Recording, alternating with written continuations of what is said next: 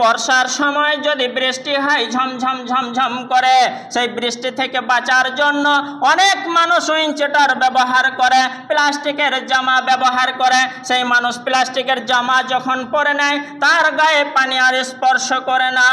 সেই রকমই আল্লাহ তাবারাক তাআলা যাদের সামনে রাত দিন কোরআন হাদিস আলোচনা হয়, বারংবার বোঝানো হয়, ভালো কথা বলা হয়, তার সত্ত্বেও তারা মানে না।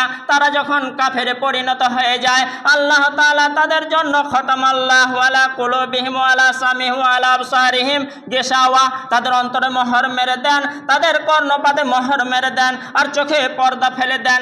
ওই উইন্ডচিটারের মতো পানি যেমন স্পর্শ করে না কোরআন হাদিসের কথা, তাদের অন্তরে, কানে আর চোখে স্পর্শ করে না। তখন অন্তরটা কঠোর হয়ে যায়, শক্ত হয়ে যায়, আর ভালো কথা বললেও আর অন্তরে জায়গা পায় না, স্থান পায় না।